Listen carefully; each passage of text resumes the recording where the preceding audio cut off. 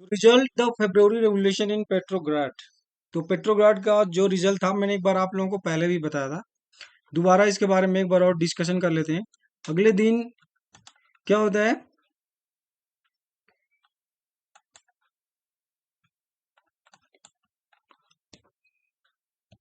जैसे ही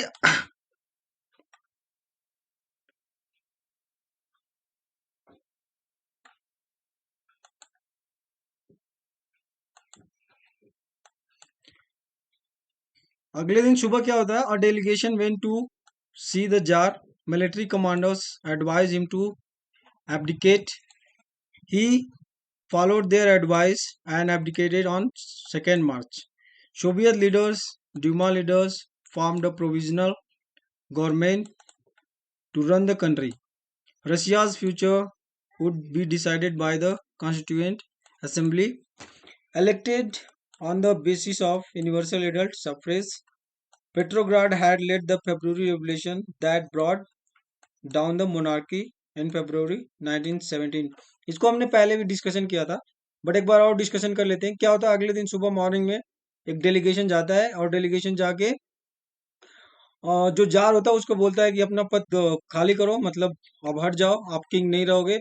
इसके बाद जार के पास मजबूरी होती है और वो 2 मार्च को उनके एडवाइस मान लेता है, उनका सलाह मान लेता है। और मानने के बाद जो आपको 2 मार्च दिख रहा है, 2 मार्च को क्या करता है, अपना पद खाली कर देता है। And after that Soviet leaders और ड्यूमा लीडर्स दोनों मिलके एक प्रोविजनल प्रोविजनल गवर्नमेंट का मतलब होता है अस्थायी सरकार बनाते हैं। एंड इसके बाद जो रशिया का फ्यूचर होता है वो कॉन्स्टिट्यूएंट असेंबली, मतलब एक तरह से संविधान के आधार पे डिसाइड होने लगता है। और क्या होता है, ये किसके बेस पे होता है, यूनिवर्सल एडल्ट सफ्रेज, जिसको हम क्या बोलते हैं, जो मताधिकार होता है ना, मत देके कोई गवर्नमेंट बनाते हैं और उसके बाद गवर्नमेंट फैसला लेती है, तो उसके बेसिस पे वहां से रसिया का फ्यूचर शुरू हो जाता है। और इसके बाद एक पॉइंट ये है कि जो मोनार्की है, मोनार्की क्या होता है, ब्रॉट डाउन, मतलब फेब्रुवरी 1917 में वहां पे मोनार्की खत्म हो जाती है। यहाँ तक समझ में आ गया आप लोगों को बिल्कुल क्लियरली? ओके। तो हाँ ओके, तो इसके बाद हम क्या पढ़ेंगे, आफ्टर फेब्रुवरी। फेब्रुवरी के बाद वहां पे क्या होता है, जो फेब्रुवरी में हमने देख लिया क्या होता है। Army officials, land owners and industrialist were influential in the provisional government. क्या है कि जो प्रोविजनल गवर्नमेंट होता है उसमें किस कौन कौन लोगों का रोल होता है। आर्मी ऑफिशियल्स का होता है, जो कमांडर्स होते हैं, जो बड़े बड़े अधिकारी होते हैं, जो जमींदार होते हैं, जो बड़े बड़े इंडस्ट्रीज होते हैं, इन सभी लोगों का प्रोविजनल गवर्नमेंट में क्या होता है, काफी इन्फ्लुएंस होता है, काफी प्रभाव होता है। But but the liberals as well as socialist among them work toward an elected government. Restriction on public meetings association were removed. In April 1917, the Bolshevik leader Vladimir Lenin returned to the Russia from his exile. He declared that the war be brought to a close, land be transferred to the peasants, b- and banks be nationalized. These three demands were Lenin's April thesis. देखो क्या होता है कि जैसे ही आप लोगों ने देखा कि जो गवर्नमेंट अस्थायी तरीके से बनती है, उसमें land owners, army officers and industrialist, ये जो होते हैं इनका सबका ज्यादा रोल होता है। इसके बाद उसी समय क्या होता है, इसी समय जो ये व्लादिमीर लेनिन था, जो बोल्शेविक का सबसे बड़ा लीडर था, वो रसिया में वापस आता है।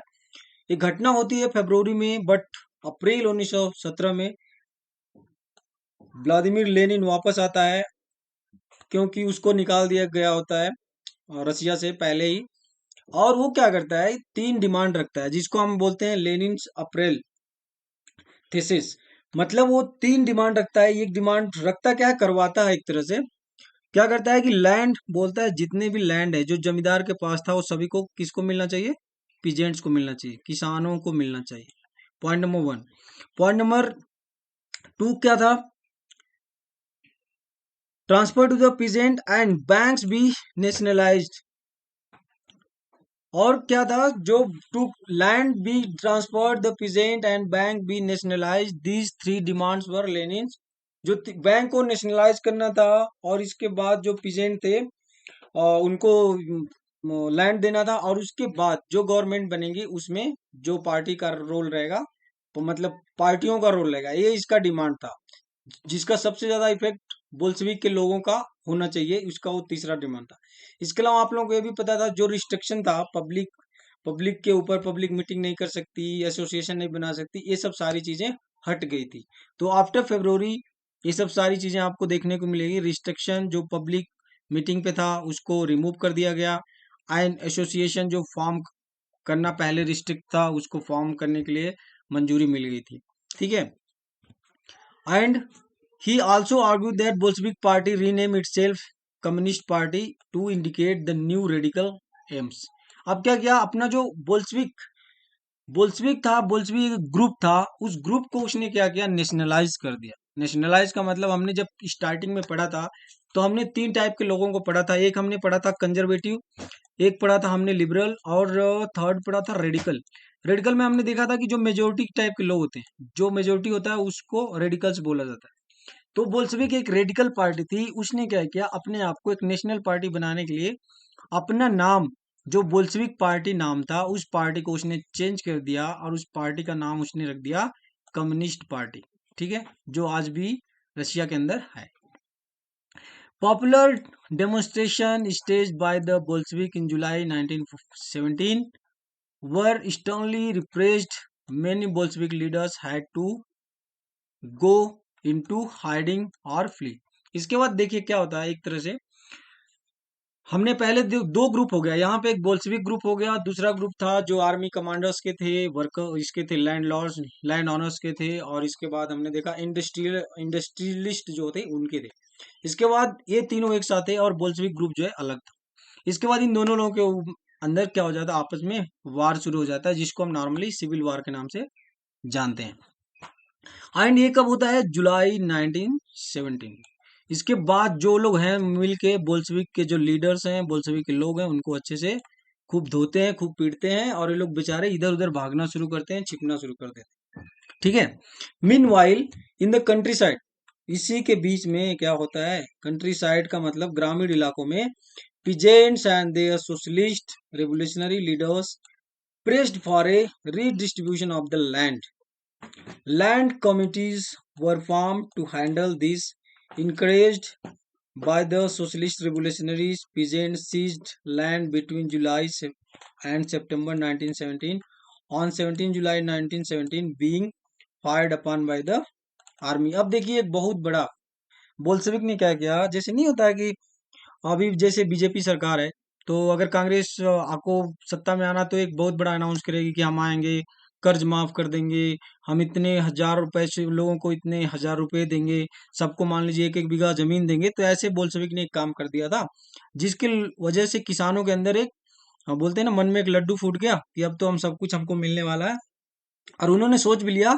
और क्या किया, उन्होंने एक लैंड कमेटी फॉर्म करके आपस में, उसके बाद जो बड़े बड़े जमींदार थे उनके लैंड ऑलरेडी लेना शुरू कर दिए, छीनना शुरू कर दिए, जिसके वजह से 17 जुलाई 1917 में आर्मी ने किसानों के ऊपर और बोल्शेविक के जो लोग थे उनके ऊपर फायरिंग शुरू कर दिया। मतलब एक तरह से रिप्रेसिव, मतलब एक काला कानून के तहत लोगों के ऊपर डरा धमका के, गोली मार के उनके मुंह को बंद करने की कोशिश की जाने लगी। कहाँ पे, रसिया में। आफ्टर फेब्रुवरी आप लोगों को समझ में आ गया यहाँ तक, जितने में बारे बातें बताई बेटा, आप लोगों को समझ में आ गया ना। ओके, तो आगे बढ़े। ओके, तो हमने देख लिया कि जो रेवोल्यूशन हुआ था, उसके बाद फरवरी में, पहले क्या देखो क्या होता है कि जब हम 10-15 लोग किसी के खिलाफ लड़ते हैं, तो जब तक लड़ते हैं ना, तब तक तो हमारे अंदर एक यूनिटी होती है, एकता होती है, क्योंकि हमारे पास एक एम होता है कि सामने वाले को हराना है। बट जब उसको हरा देते हैं, जीत जाते हैं, तब हमारे जो खुद के एम होते हैं, हम सोचते हैं कि इस लड़ाई से हमको क्या फायदा हुआ, हमको क्या मिलने वाला है, वहां से अपने जो और सोच होती है, अपनी जो सेल्फिशनेस होती है, वहां से आपस में लड़ाई करनी शुरू हो जाती है। तो आपने देखा कि ये जो ग्रुप था एक जार के खिलाफ लड़ रहे थे, तब लोग सारे इकट्ठा थे, बट जैसे ही जार को हरा दिए, जार का पावर कम हुआ, इसके बाद वहां पे किसको फायदा होना चाहिए, ये सब सारी चीजें शुरू हुई, जिसकी वजह से वो आपस में लड़ने लग गए। ठीक है। तो इसके बाद एक नया रेवोल्यूशन होता है, उसका नाम है रेवोल्यूशन ऑफ अक्टूबर 1917, मतलब 1917, अक्टूबर 1917 की क्रांति। ठीक है। उसमें क्या होता है, as conflict between the provisional government and the Bolshevik grew, Lenin feared the provisional government would set up a dictatorship। देखिए, मैंने क्या बताया कि दो ग्रुप बना था जार के बाद। एक ग्रुप बन गया प्रोविजनल गवर्नमेंट, जिसमें कौन कौन थे, तीन टाइप के लोग थे। एक तो जमींदार थे, जिसको हम लैंड ओनर्स बोलते हैं। उसके बाद सैनिक कमांडर थे, जो जार के साथ विश्वासघात किए, एंड विश्वासघात क्या, जो भी बोल सकते हैं। एंड इसके बाद थर्ड थे जितने भी इंडस्ट्रियल थे, उनको जार को बहुत पैसा देना पड़ता था, बोल सोचे कि चलो बहुत बढ़िया मौका है, इसी मौके का फायदा उठाएंगे और जार को खत्म कर देंगे, फिर तो हम जैसे चाहेंगे वैसे काम करेंगे। बट क्या होता है, बोल्शेविक का जो लीडर है व्लादिमीर लेनिन, बोलते हैं ना कि हर एक आदमी का एक दिन आता है, तो वैसे ही लेनिन का दिन आता है और वो एग्जाइल से वापस आता है। और वहां पे वो पूरे जनता को अपने तरफ खींचने के चक्कर में एक अनाउंसमेंट करता है जगह जगह अपने ग्रुप के माध्यम से कि ये जो गवर्नमेंट बनने जा रही है तीन लोगों की, ये एक डिक्टेटरशिप गवर्नमेंट बनने जा रही है, जो जार से भी बहुत खतरनाक होगी। ठीक है, ये कंसेप्ट समझ में आ गया। ये कंसेप्ट समझना बहुत जरूरी है यहाँ पे। अगर अक्टूबर 1917 रिवॉल्यूशन के बारे में जानना है, तो आपको दो बातें जाननी जरूरी है। एक तो ये प्रोविजनल गवर्नमेंट क्या था, जिसके अंदर मैंने अभी आपको 1 2 3 एरो दिखा के समझा दिया। एंड थर्ड नंबर पे, सेकंड नंबर पे लेनिन। तो यहाँ पे दो लोग, लड़ाई कब होती है, जब दो लोग आमने सामने होते हैं। ठीक है।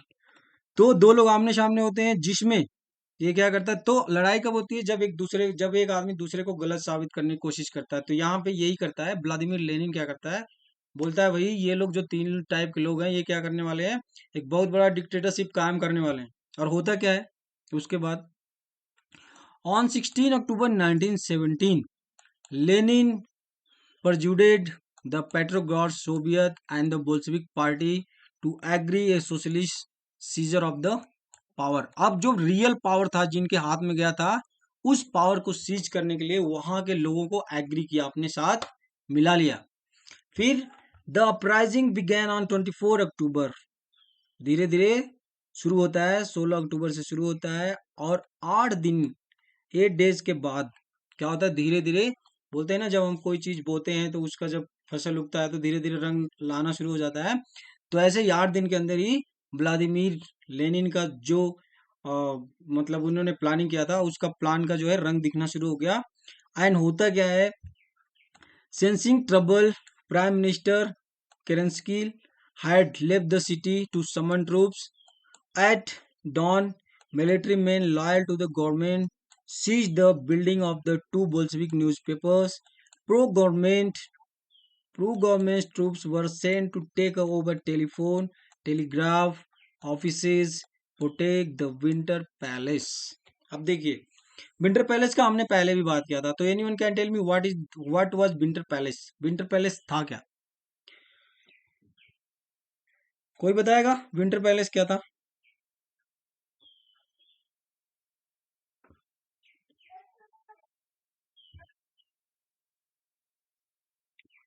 हाँ,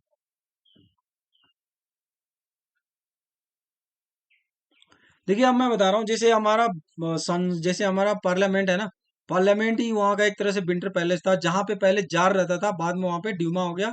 और ड्यूमा को कौन चला रहा था, प्रोविजनल गवर्नमेंट चला रहा था। जब बोल्शेविक और प्रोविजनल गवर्नमेंट बिल्कुल आमने सामने हो गई, तो बोल्शेविक के पास जनता थी, बट प्रोविजनल गवर्नमेंट के पास क्या थी, पावर थी, क्योंकि उसमें कमांडर भी थे, सैनिक कमांडर भी थे।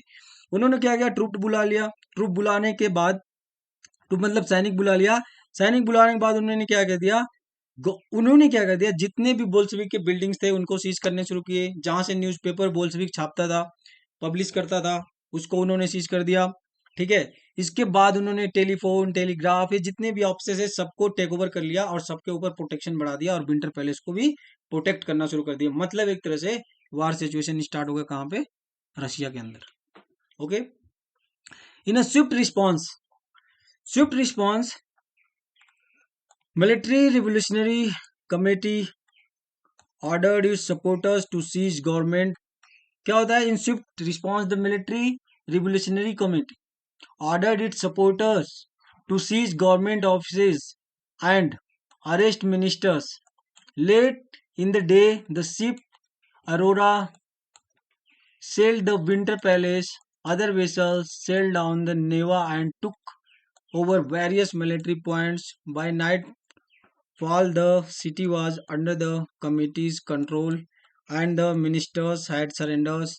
At a meeting of the All Russian Congress of the Soviet in Petrograd, the majority approved the Bolshevik action.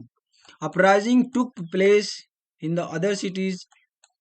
There, there was heavy fighting, especially in the Moscow, but by the December, the Bolshevik controlled the Moscow and Petrograd area.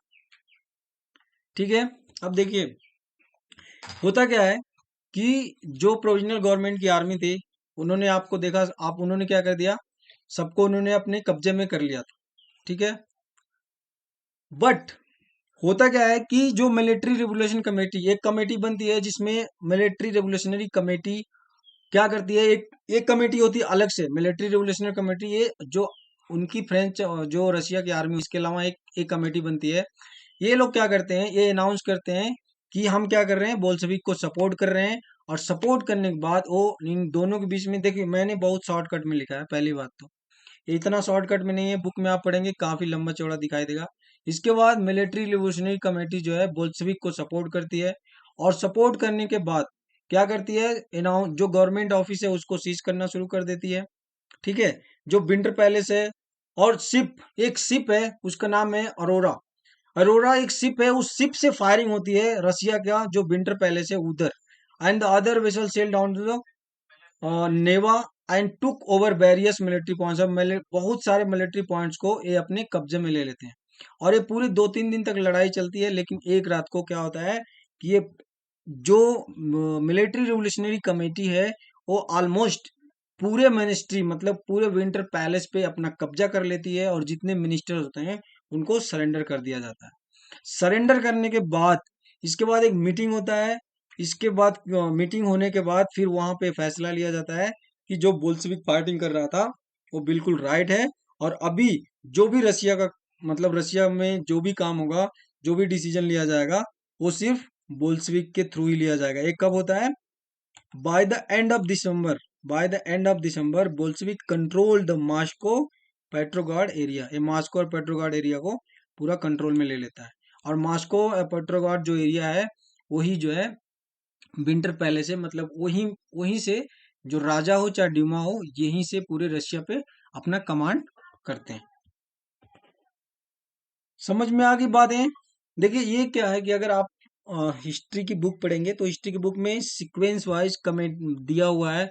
आप खूब बहुत ज्यादा पढ़ना पड़ेगा, but आपको इतना यहाँ पे ये समझना है कि अगर आता है कि रिवोल्यूशन ऑफ अक्टूबर 1917 था क्या, तो आपको इतना लिखना है कि उस समय दो, जैसे ही जार का पावर खत्म होता है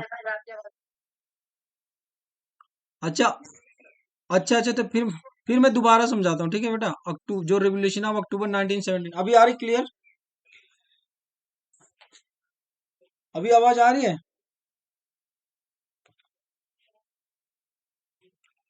मेरी आवाज आ रही है अभी?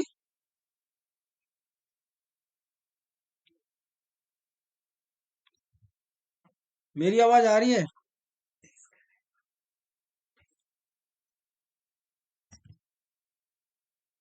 अच्छा अभी भी नहीं आ रही?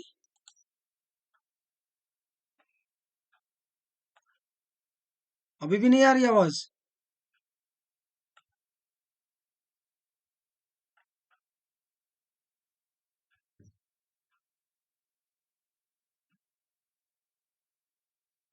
बेटा मेरी आवाज आ रही है?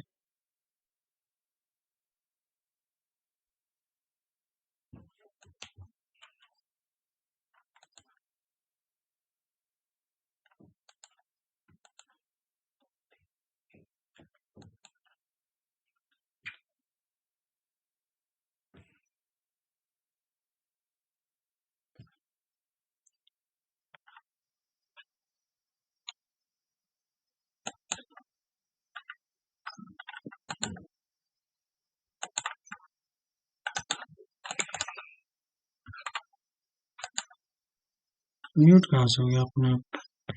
ओके, मेरी आवाज आ रही है अभी?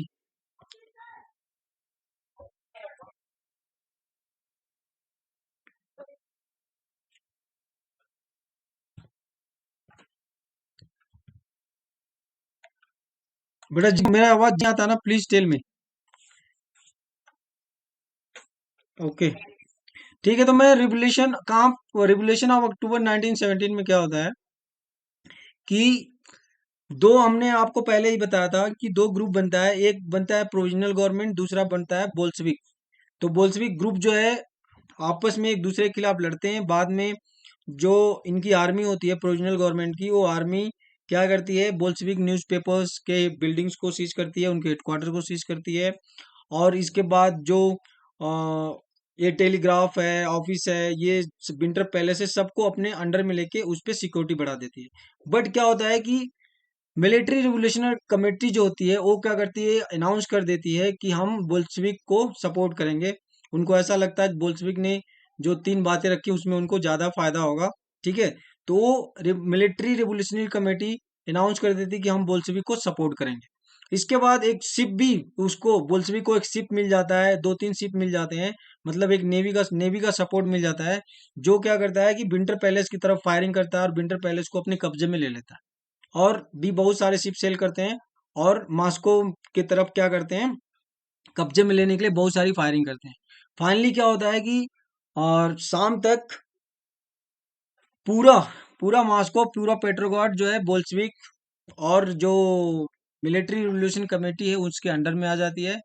और शाम को ये फैसला होता है कि अब से जो भी एक्शन लिया जाएगा, जो भी काम किया जाएगा, वो बोल्शेविक के कंट्रोल में ही किया जाएगा। ठीक है, तो ये है आपका रिवोल्यूशन अक्टूबर 1917, मतलब 1917 अक्टूबर की जो क्रांति हुई थी रशिया में, जिसमें आपको सिर्फ दो तीन बातें रखनी है कि जार का पावर खत्म होता है, प्रोविजनल गवर्नमेंट आती है, प्रोविजनल गवर्नमेंट के आने के तुरंत बाद अपना जो व्लादिमीर लेनिन है बोल्शेविक ग्रुप का, ये रशिया वापस आता है। फिर बाद में इनमें आपस में क्लैश हो जाता है, फिर इसमें वार होता है, वार होने के बाद फाइनली बोल्शेविक पार्टी जो है जीत जाती है। ठीक है, यहाँ ये अब समझ में आ गया रिवोल्यूशन? बट ओके, अब क्या होता है, what changed after the October? देखिए, कोई भी चीज क्या है कि दो तीन चीजें होती है। तो जैसे मान लीजिए होता है कि व्हाट, हाउ एंड व्हाई। तो हम इन्हीं तीन फंडे पे चल के मतलब हिस्ट्री पढ़ते हैं, चाहे कोई भी चीज पढ़ते हैं। तो हमने पहले पढ़ लिया व्हाट का मतलब क्या है कि जो अक्टूबर 1917 का रेवोल्यूशन था वो व्हाट मतलब क्या था। ठीक है, उसके बाद हमने पढ़ा हाउ, और उसके बाद हमने ये भी पढ़ा वाई मतलब क्यों। अब उसका रिजल्ट, रिजल्ट देखना है कि होता क्या है। ठीक है,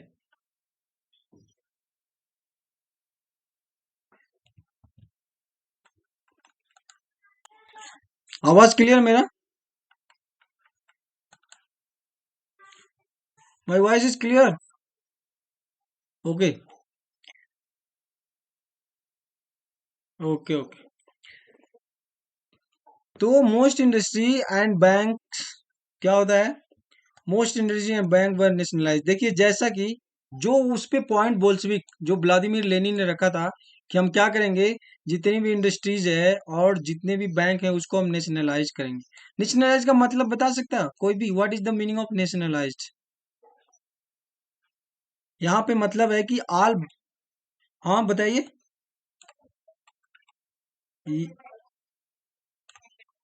yes, yes, yes, the administration, yes, putting anything under the control of the government is called the nationalise. मतलब क्या होता है कि उस बैंक का कोई भी फैसला अगर लेना है तो वो क्या लेगी, रशिया की सरकार लेगी।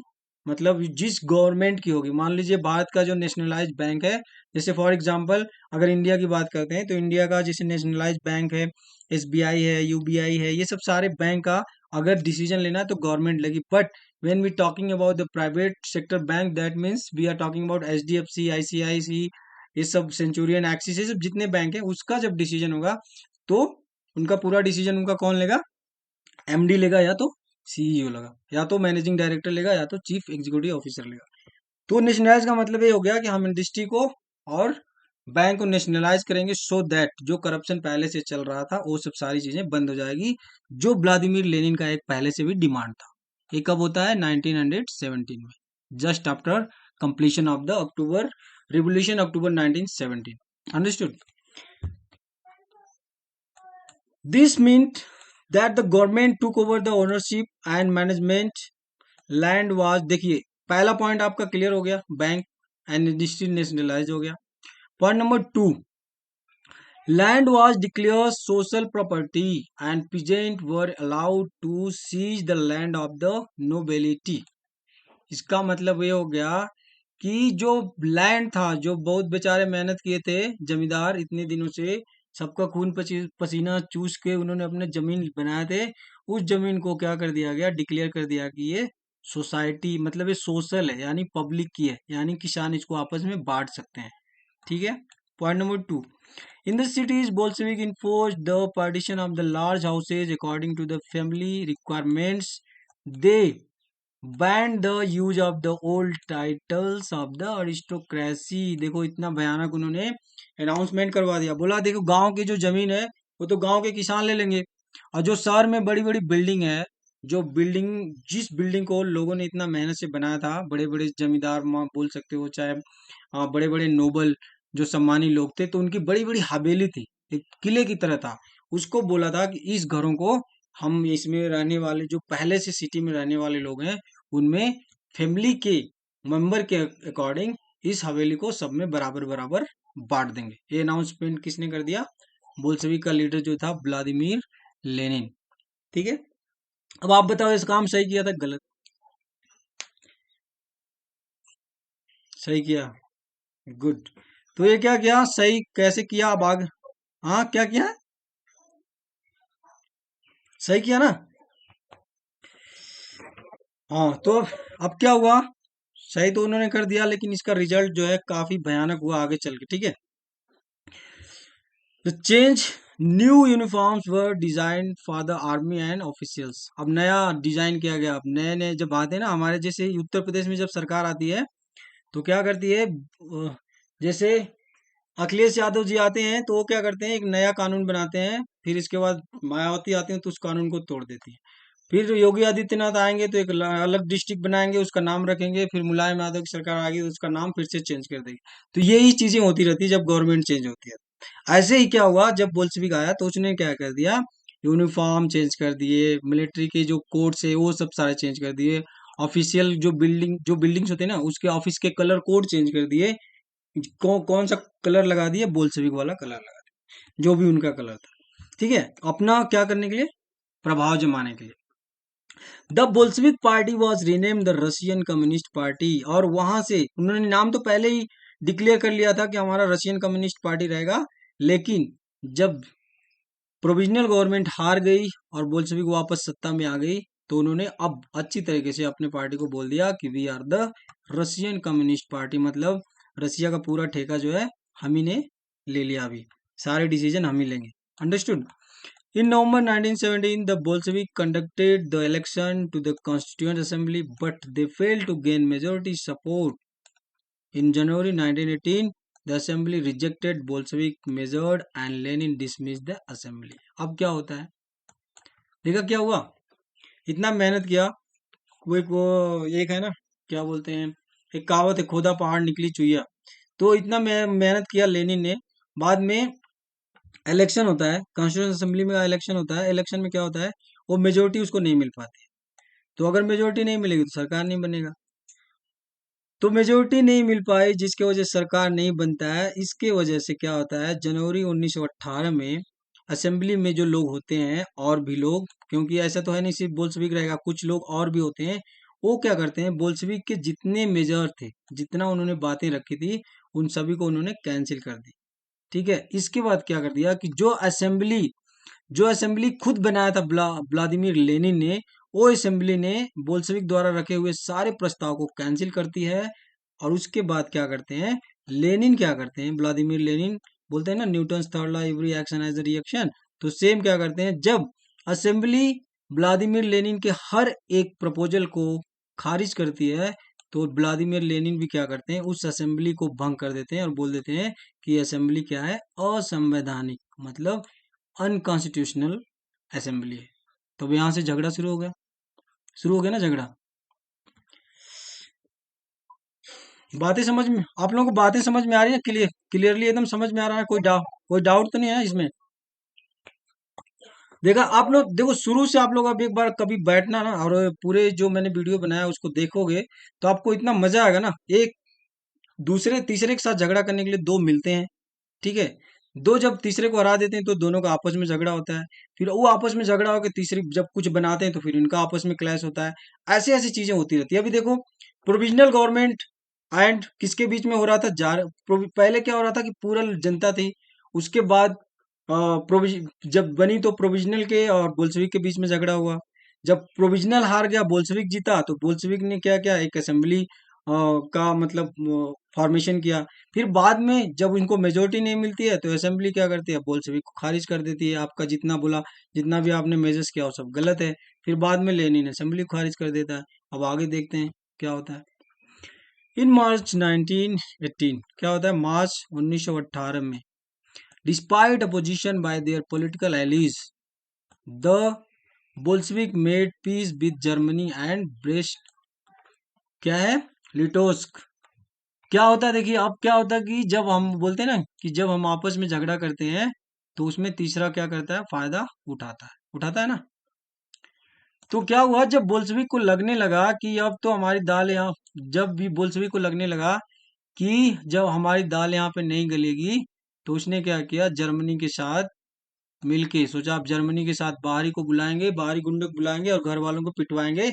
ऐसी धारणा रख के उसने क्या किया, जर्मनी के साथ क्या किया, समझौता किया। और in the years that followed, the Bolshevik became the only party to participate in the election to the All Russian Congress of the Soviet. और क्या हुआ, जितनी भी पार्टी उसके खिलाफ इलेक्शन में लड़ी थी, सबको धीरे धीरे खत्म कर दिया, ठीक है। और सिर्फ एक सिंगल पार्टी, अपना सिंगल पार्टी रहने दिया जो था उसने। यहाँ पे धीरे धीरे क्या हो रहा है, Bolshevik became the only party to participate in the election to the All Russian Congress of the Soviet. मतलब रशिया ड्यूमा के लिए सिर्फ एक सिंगल पार्टी रह गई, सारी पार्टियों को धीरे धीरे खत्म कर दिया गया। अब कैसे खत्म कर दिया गया उसके बारे में आप पढ़ना होगा, तो आप क्या पढ़ना, अक्टूबर 1917 का जो रेगुलेशन है उसको, बहुत बहुत मोटी बुक है, उसको पढ़ोगे सारी डाउट क्लियर हो जाएंगे। Which became the parliament of the country, Russia became a one party state, trade unions were kept under the party control, the secret police called the Cheka first and later OGPU and NKVD punished those who criticized the Bolshevik.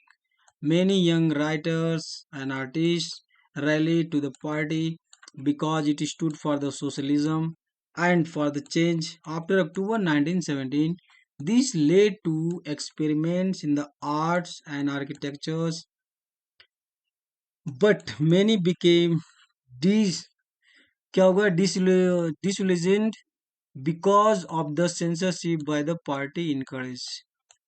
ये सब बातें समझ में आ गई, जितना लिखा इतना। पता है क्या होता है लास्ट में इतना खतरनाक काम होता है कि जिसका कोई मतलब आदमी कोई कल्पना भी नहीं किया होगा। बाद में क्या करता है, यही बोल्शेविक जो लोगों की बात करता है, जनता की बात करता था। आप लोगों को याद होगा जब हम फ्रेंच रिवॉल्यूशन में पढ़ रहे थे, कौन वो गर्दन कटवा रहा था, बुलेटिन में कौन कटवा रहा था गर्दन सबका, किसी को नाम पता है उसका? हाँ, यस। तो ये, हाँ, तो ये पियरे का भाई निकला, बोल्शेविक लेनिन, ठीक है। बाद में क्या हुआ, जब इसको लगा कि मेरे हाथ से सत्ता जाने वाला है, पूरा रसिया मेरे हाथ से जाने वाला है, ये भाई साहब ने क्या किया, जर्मनी वही जर्मनी जो रसिया का दुश्मन था, जो फर्स्ट वर्ल्ड वॉर में लड़ रहे थे आपस में, उसी जर्मनी के साथ दोस्ती करता है और जर्मनी को लेके धीरे धीरे अंडरग्राउंड सभी पार्टी के लीडरों को अंडर मतलब मरवाता है। और इसके बाद क्या करता है, वहां पे जितनी भी पार्टियां वहां पे खत्म कर दिया जाता है। और नॉर्मली एक सिंगल पार्टी बन जाता है, और सिंगल पार्टी बनने के बाद पूरा कंट्रोल अपने हाथ में ले लेता है, और अपने पास वो सेक्रेट पुलिस भी रखता है जिसको चेका फर्स्ट बोलते हैं, और लेटर में बाद में ओजीपीयू होता है, एनकेवीडी होता है।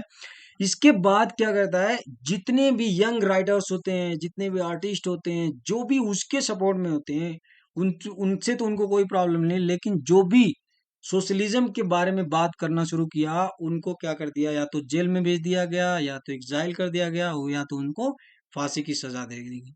इसके बाद इसमें क्या होता है कि और सेंसरशिप कर दिया गया। सेंसरशिप का मतलब ये होता है कि अगर कोई भी आदमी किसी भी कंट्री का कुछ भी बोलना चाहता है, तो वो फर्स्ट ऑफ ऑल वो उस गवर्नमेंट से परमिशन लेगा कि ये बात मुझे बोलना है कि नहीं बोलना है। तो अब बताइए आप लोग कि ये क्या डेमोक्रेसी था व्लादिमीर लेनिन की?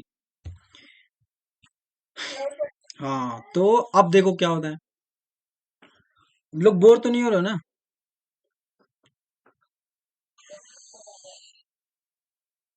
ओके, तो ये सब सारी चीजें होगी। अब मान लो आपके साथ जब गलत होगा, ना इंसाफी होगा, तो क्या करोगे आप लोग? क्रांति कर दोगे। ठीक है, तो यही चीजें दोबारा फिर से हुई, सिविल वार हो गया, सिविल वार आपस में हो गया, लोग आपस में लड़ने लगे। क्या होता है अब सिविल वार कैसे, जैसे मैंने आप लोगों से चीज पूछा था ना, कुछ ने बोला कि जो जमीन है वो किसानों को दे दो, जो बड़े बड़े घर हैं वो गरीबों में बांट दो। तो क्या होता है कि आप लोगों को लगेगा कि बहुत अच्छी बात है, लेकिन अगर मैं अपने पास, मान लीजिए मेरे पास 1 लाख रुपया है, और 1 लाख रुपया मैं रख दिया, और 20 लोगों को बोल दिया जाओ लोग आपस में बांट लो, तो क्या होगा?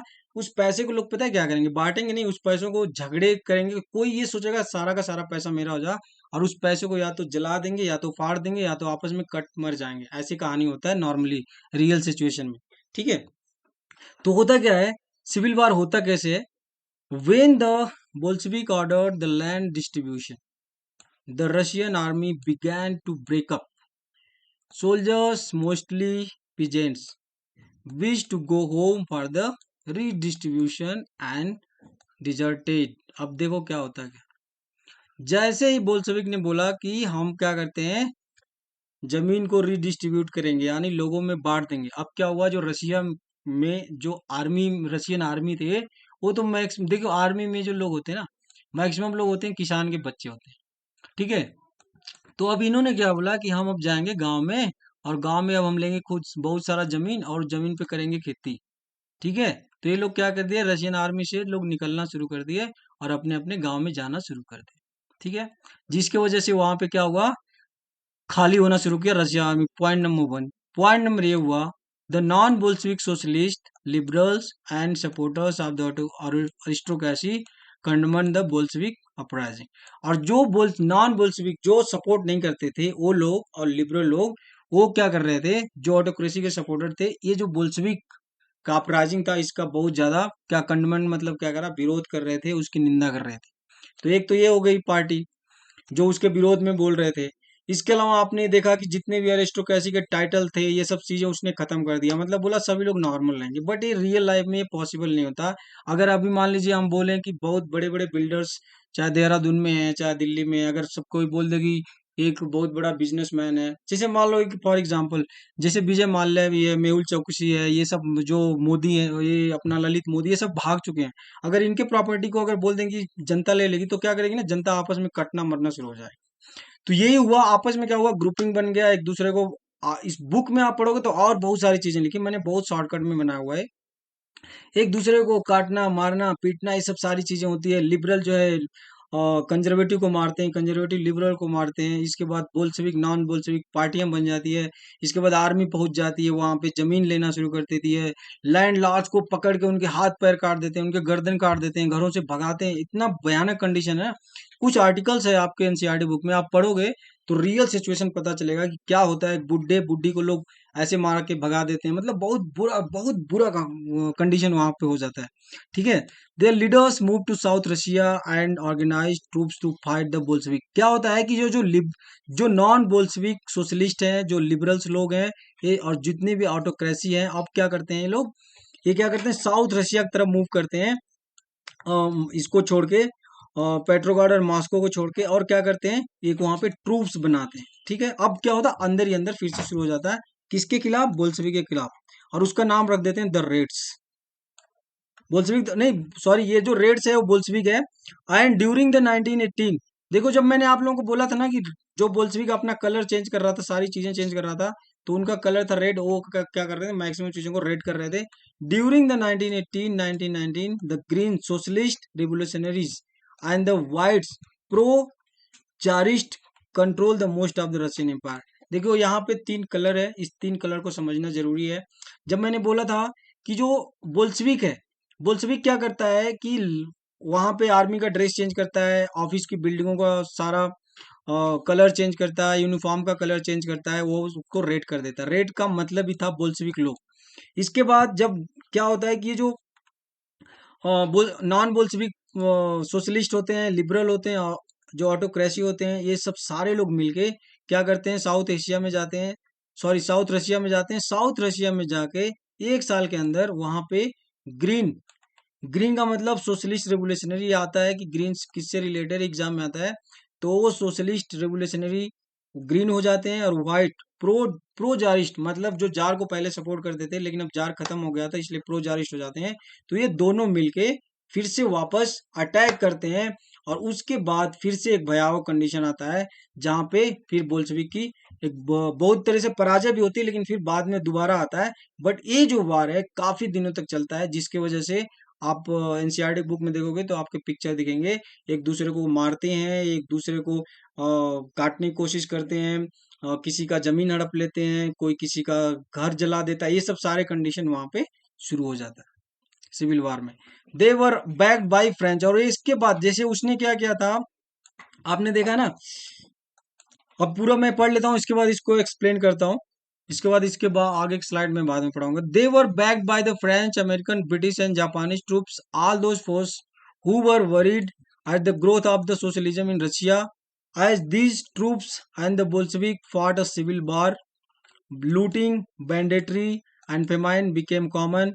Supporters of the private property among the whites look harsh steps with the peasant who had seized land. यहाँ पे देखिए, फिर यहाँ पे जब आपस में खूब लड़ाइयाँ चलती है, जिसमें क्या होता है, दे वर बैक्ड बाय, अब वहाँ पे फ्रांस भी आता है, अमेरिका भी आता है, जब ये यूके भी आ जाता है, जापान के भी ट्रूप्स आते हैं, और all the force were worried the growth of.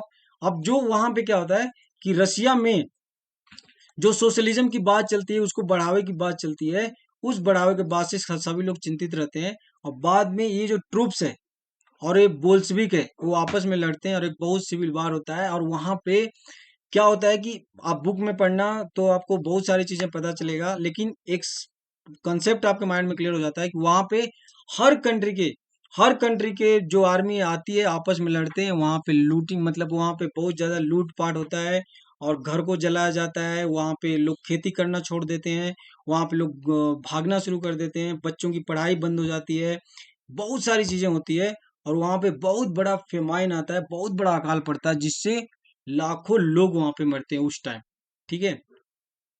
और क्या होता है, सपोर्टर ऑफ द प्राइवेट, और प्राइवेट प्रॉपर्टी के जो सपोर्टर होते हैं, जो व्हाइट्स में होते हैं, वो क्या करते हैं, जब किसान जी जी मतलब एक तरह से जब किसान के हाथ में जमींदार पड़ जाते थे, तो जमींदारों को लोग बहुत बुरी तरह से यातना दे दे के मारते थे।